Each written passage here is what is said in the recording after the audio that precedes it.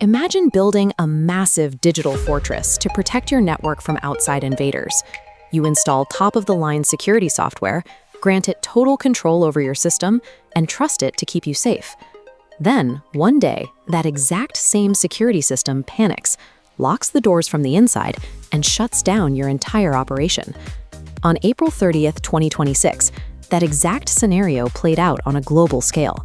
Microsoft Defender, the built-in antivirus protecting hundreds of millions of Windows machines, suddenly identified the foundational trust system of the internet as a severe threat.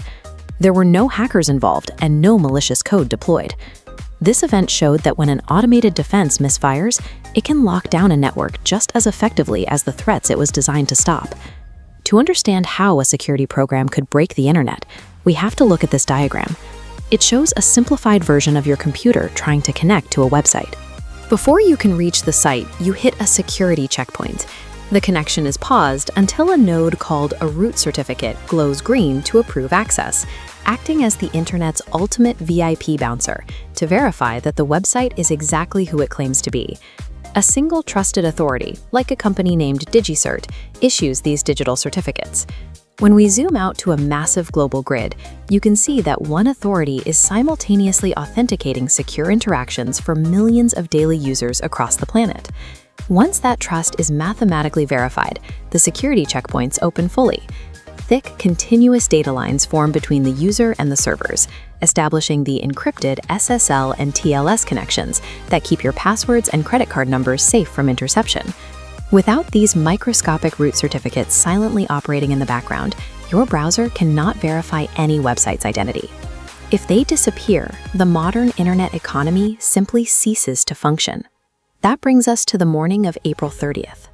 Microsoft began rolling out a routine signature update for Defender, the kind of standard security patch pushed quietly in the background to nearly every PC in the United States. But the update's database contained a fatal flaw. As you can see in this animation, the antivirus scanner sweeps across the network and incorrectly categorizes two of DigiCert's most widely trusted root certificates as a high-severity malware threat called Cerdigent. It flashes red, tagging the internet's most critical security bouncers as a Trojan virus. Because Microsoft Defender is built to act immediately on high-severity threats, its automated protocol took over. It didn't pause to ask the user for permission. It aggressively ricks the flag certificates straight out of the Windows Registry Trust Store, leaving massive holes where the foundation of the network's security used to be.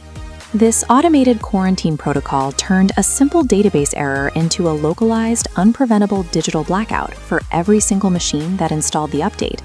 The immediate fallout was severe. Without those root certificates in the registry, computers lost the ability to validate secure HTTPS connections for standard, everyday websites. It also broke the code signing verification for local software. Legitimate, safely installed business applications suddenly failed to launch because Windows could no longer mathematically prove who created them. This created widespread corporate chaos. Employees were hit with terrifying browser security warnings, and massive application crashes cascaded across entire enterprise networks. IT administrators were operating under the assumption they were under an active cyber attack. The breakthrough came from cybersecurity researcher Florian Roth. He noticed the anomaly and distributed command line scripts online, allowing panicked IT administrators to check their own registry files and see exactly what Microsoft Defender had quarantined. This split-screen image reveals Roth's core discovery. On the left is the complex string of alphanumeric code known as a file hash from the quarantined file. On the right, that perfectly mirrors the identical string of code published on an official DigiCert document. The quarantined files were completely safe. There was no Trojan. There was no network breach.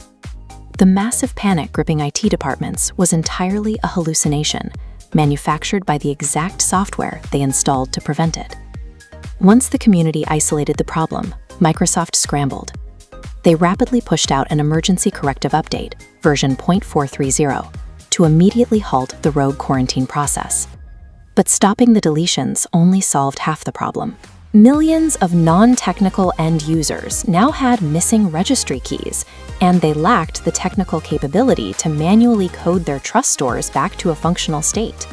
To fix the damage, Microsoft had to deploy a silent, secondary automated remediation. They sent an invisible script to operate behind the scenes, quietly rebuilding the trust store and putting the DigiCert files back where they belonged. The only way to recover from a failure caused by a piece of automated software executing code without permission was to trigger yet another layer of invisible automation to execute code without permission. We cannot simply turn these aggressive automated defenses off.